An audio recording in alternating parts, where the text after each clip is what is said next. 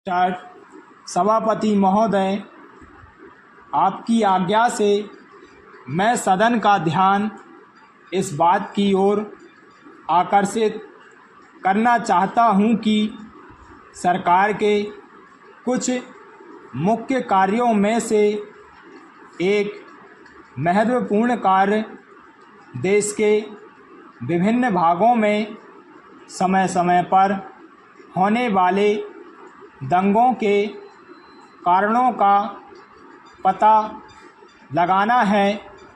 इस सदन के सभी दलों के माननीय सदस्यों ने एक दूसरे पर अनेक आरोप लगाए हैं।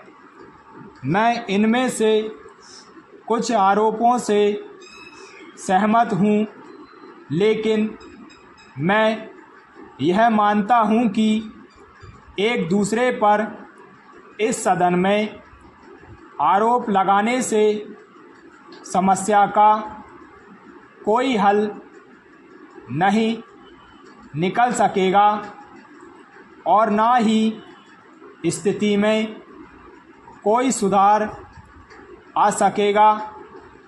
हम लोग यदि इस प्रकार के दंगों पर हमेशा के लिए काबू पाना चाहते हैं तो हमें अपने देश में ऐसी शिक्षा देनी होगी जिससे कि एक दूसरे के प्रति गलत भावनाएं पैदा ना हो।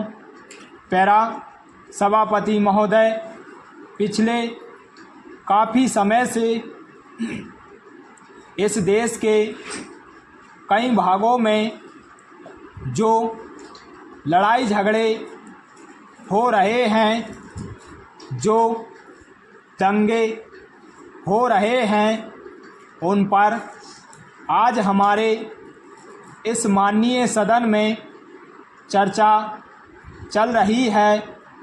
इस सदन में हम सभी सदस्य यह अनुभव करते हैं कि यह चर्चा करने के अलावा हमें इस बात पर भी विचार करना चाहिए कि इस प्रकार के लड़ाई झगड़े व दंगों पर तुरंत नियंत्रण कैसे किया जा सकता है ताकि निर्दोष इसके शिकार ना होने पाए और स्थिति भी ज़्यादा खराब ना हो सके।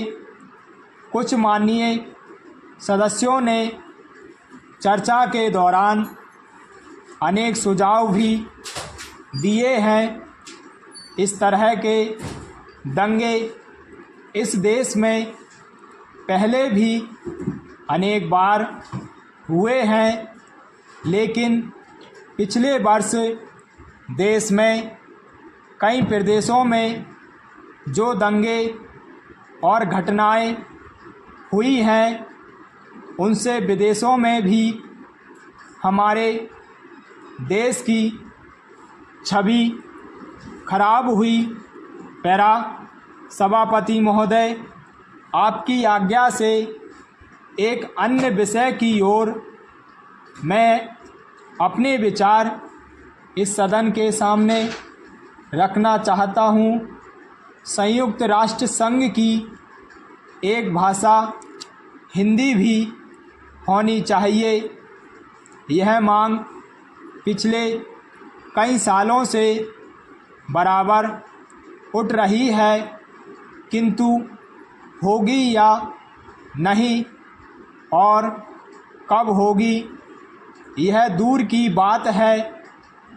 अभी हमारे देश में तटस्थ राष्ट्रों का सम्मेलन हो रहा है।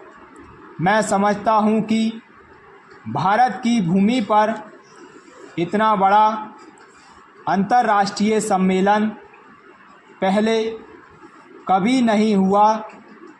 इसका श्रेय हमारी वर्तमान सरकार को जाता है, किंतु मैंने सुना है कि वहाँ भी हिंदी भाषा का प्रयोग नहीं होगा, केवल 4 भाषाओं की व्यवस्था की गई है।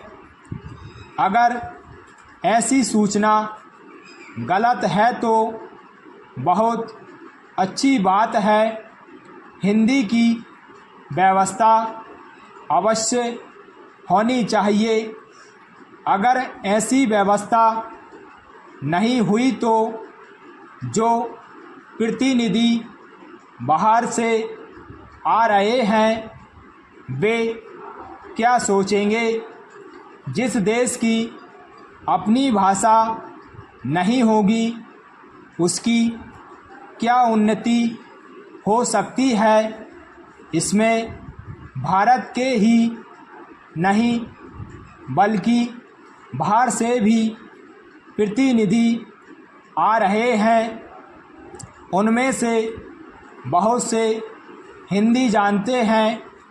मैं सरकार से कहना चाहता हूं कि हमारे पास सुविधा है और साधन की भी कमी नहीं है, इसलिए मैं सरकार से प्रार्थना करूंगा कि कम से कम तटस्थ राष्ट्रों के सम्मेलन में हिंदी की व्यवस्था होनी चाहिए।